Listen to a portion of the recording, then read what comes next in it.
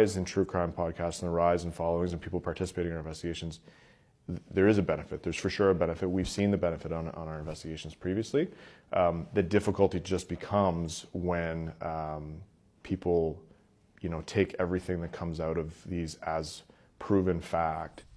Many YouTube shows, true crime shows, have been discussing the case of Lilly and Jack. In general, how can these types of shows impact a police investigation?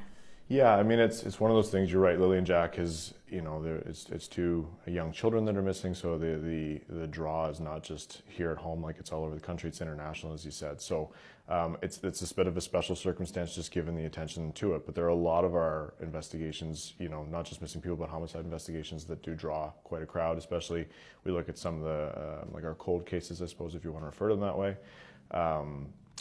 That obviously there's a lot of people that talk about them, people trying to find out information, that kind of stuff.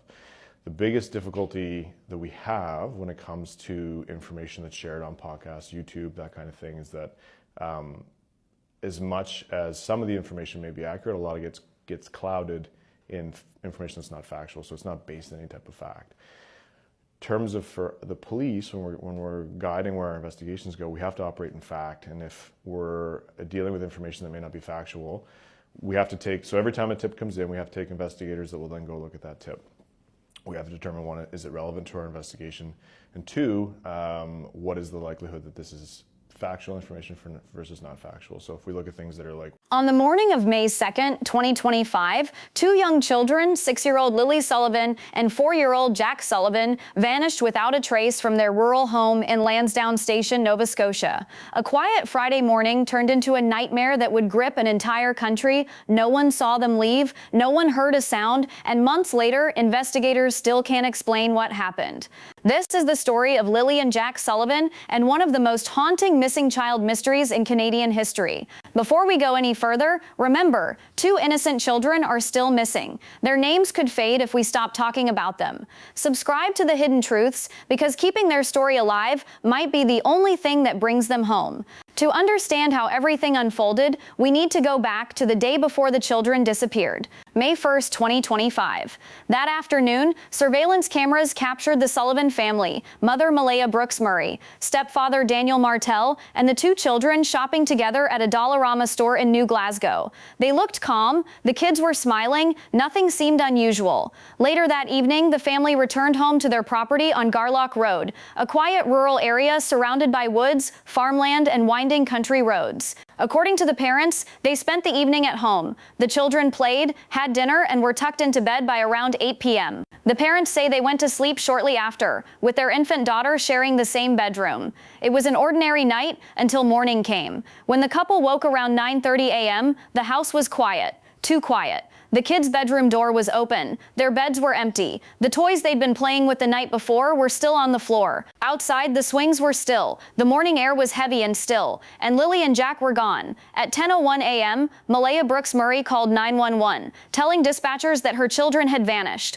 What followed would become one of the largest search operations in Nova Scotia's history. Within hours, the RCMP, local firefighters, and volunteers from across Pictou County flooded the property. Search teams combed through forests, riverbanks, and roadsides. Helicopters circled overhead. K-9 units, drones, and ATVs swept across miles of rugged terrain. Dive teams explored every nearby pond and stream. Over the next several days, hundreds of people joined the search effort. Farmers, hunters, and neighbors walked shoulder to shoulder through thick brush, calling out the children's names. Despite their efforts, no footprints, no clothing, no scent trails were found. Not a single sign that Lilly or Jack had ever left the property. As days passed, searchers brought in cadaver dogs, specially trained to detect even faint traces of human remains.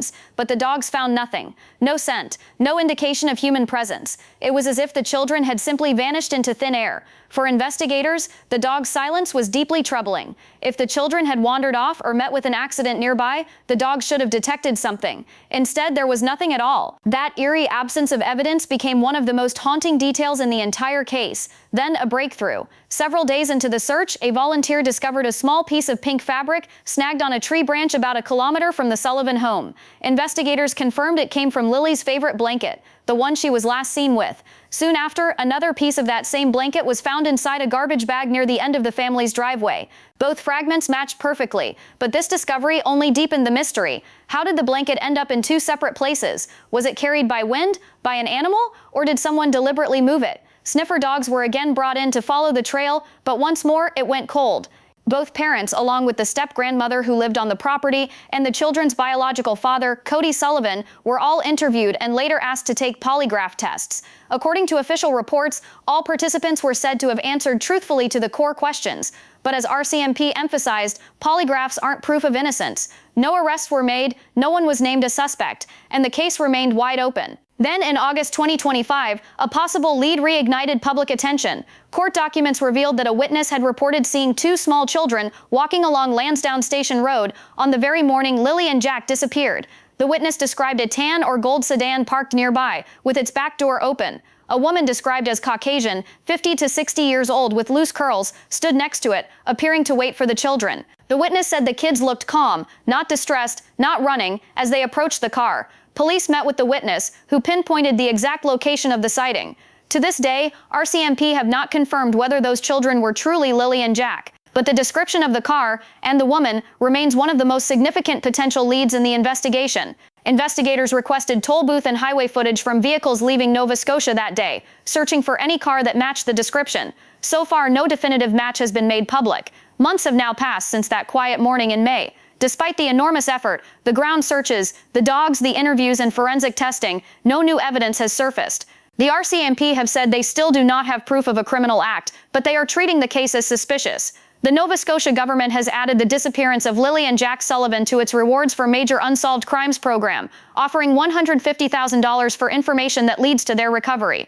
Tips continue to come in, some credible, others less so, but none have cracked the mystery. For the families, each day since May 2nd has been a long, painful wait, a balance between hope and heartbreak. Across Nova Scotia, vigils have been held, candles lit, prayers whispered, photos shared on social media. The disappearance of Lilly and Jack Sullivan has shaken an entire province and raised tough questions about how Canada handles missing child alerts. Some ask why an Amber Alert wasn't issued sooner. Others wonder if something more sinister happened that morning, something no one has yet uncovered. For now, all we have are questions, and two small faces that remain missing from their home. As of today, Lilly and Jack Sullivan remain missing. If you have any information about this case, please contact the Nova Scotia RCMP Major Crime Unit immediately, because even after months of silence, someone somewhere knows the truth, and awareness keeps their story alive. Before you scroll away, remember, two children vanished, and their story could fade if we stop talking about it. Subscribe to The Hidden Truths. Help us keep Lilly and Jack's names alive. If you watched this far, you're not just a viewer, you're part of the reason their story is still being told.